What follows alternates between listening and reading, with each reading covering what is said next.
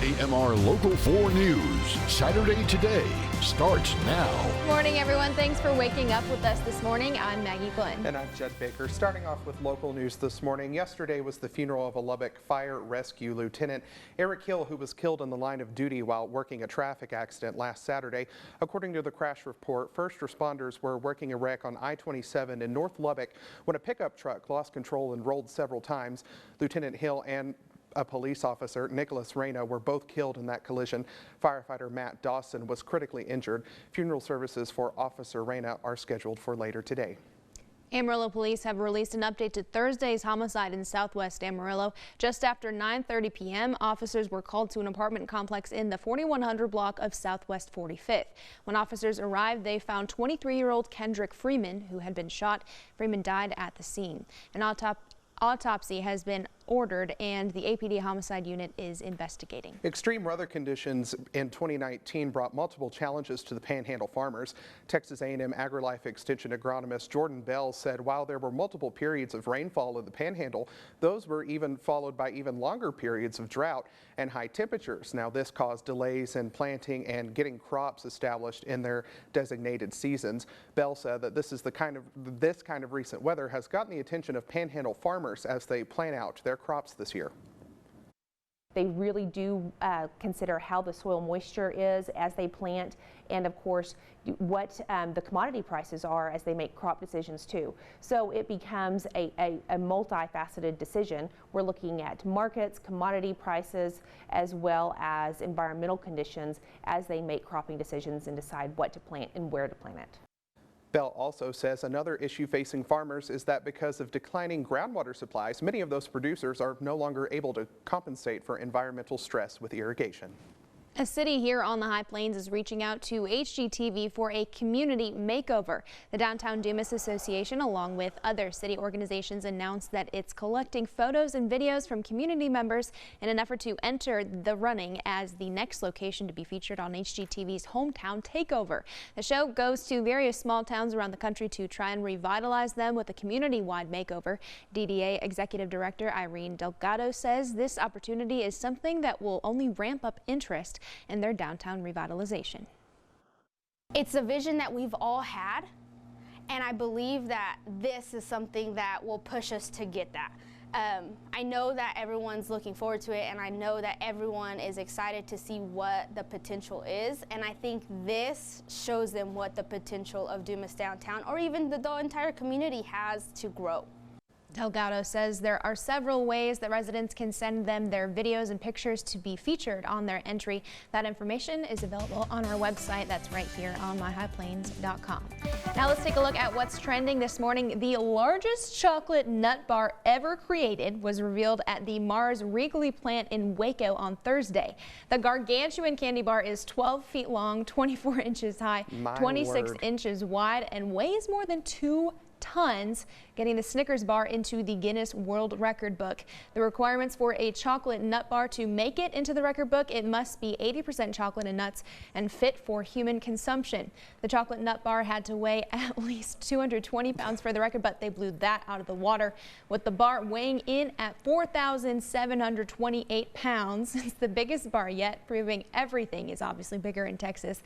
The Snickers bar was built by Mars Wrigley Associates using the same classic ingredients found in every Snickers bar, including milk, chocolate, nougat, caramel, and peanuts. It will be given to Mars employees across the country. I think they could feed a whole town with that bar. They could feed a nation with that bar. Oh my goodness. I want to try it though. Now, if you had to eat that with somebody, who are you going to ask to help you out? Obviously you, Judd. Well, I was going to say you or Mario. We were talking about this yesterday. Mario in production, one of our directors. Yeah, he would like it too. I feel like we could take care of that pretty quickly. Staying with the sweet news, ice cream makers Ben and Jerry have teamed up with Netflix to create a new flavor. It's called Netflix and Chilled.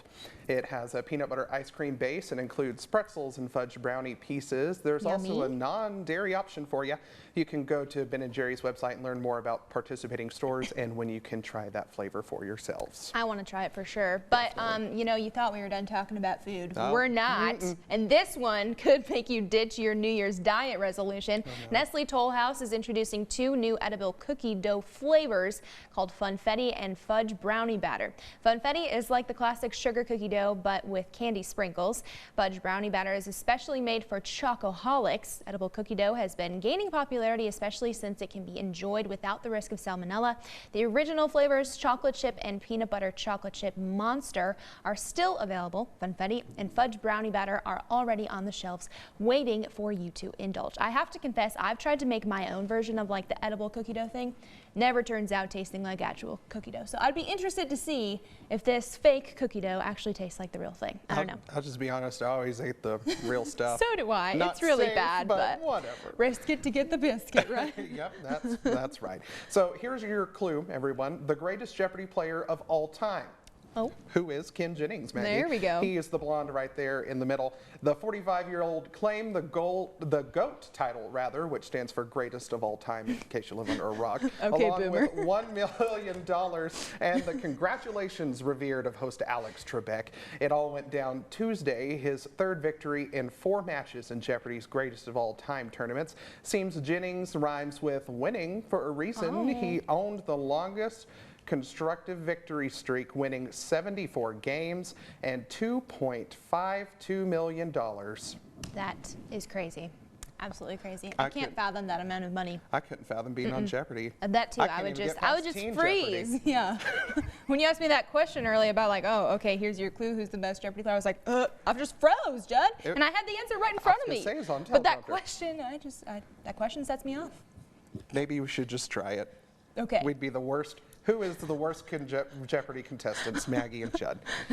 We take the crown. Anyway, it's time to check on your forecast. Chief Meteorologist John Harris joining us today in studio. Hey, John. Hey, John.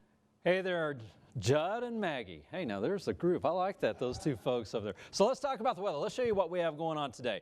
We are waking up to temperatures in the 20s. It is a cold start, 29 degrees at noon. We'll actually have another cold front moving through. It's going to give us a blustery time, so there will be a chill in the air. Temperatures will be around 41, and at 5 o'clock, winds will start to lighten up. We'll be back into the upper 40s to about 50 degrees. Other temperatures today for our friends up at Guyman will top out at 47, Tucumcari 51, Childress 53, Tulia 48 degrees, and then tomorrow for our Sunday, we'll call it seasonal, not a bad January day.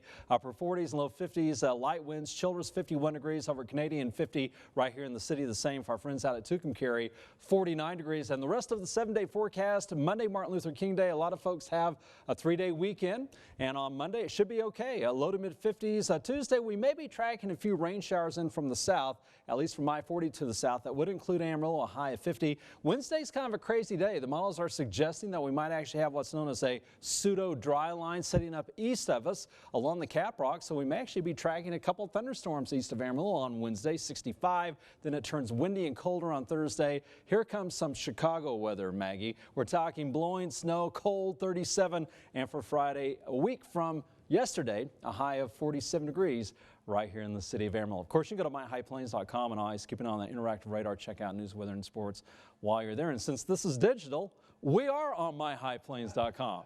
And with that being said, listen back over to Maggie and Judd. All right, John, thank you. You know, I'm really glad that our weather isn't like Chicago's this winter because that's exactly why I left Chicago. So glad to have this warmer Can't weather. do with the cold, can we? So on to more news now. Need a camera, a ladder, household tools, or some camping gear, but don't want to just buy them and just use them once? A public library in Alabama is now allowing you to check out these things. Xavier Harris shows us what you can borrow instead of a book.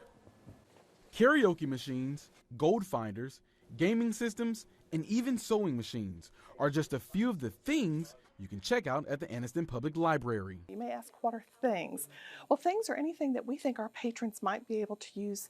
Maybe they just need it every once in a while and they don't want to purchase the item. Library Director Teresa Kaiser says all things in the library are funded by the federal government. But it's handled by the state. We put our grant into the state and we were funded for $20,000. We were given an additional $5,000 match from the Friends of the Library. So total we have $25,000 to spend on things. She says there's a wide spread of things inside the library, from screen projectors to fur animals to help those with diseases. One of the things we have is a kit for patients that may have dementia. One of the things in the kit is a robotic cat, and this cat is kind of a soothing thing for those patients who like animals and maybe they're in a facility where they're not allowed to have animals. There are certain guidelines actually about borrowing things. There may be a deposit to return some or to check out some higher end items. All right. Sounds pretty cool to me. All right, don't forget you can get all today's news, weather, and sports right here on myhighplains.com. Plus, check us out on Alexa, Twitter, Instagram. Give us a like over on Facebook while you're there, too. Sometimes talking's hard. Sometimes talking can be very hard. You know, I know it's our job, but sometimes you just get jumbled with the words. So many words. But speaking of words, I'm going to be saying more of them tonight on KMR Local 4 News at 10 and on Fox 14 News at 9. So be sure to tune in tonight. But for now, we're going to sign out. Goodbye, everyone. Have a good Saturday. Bye.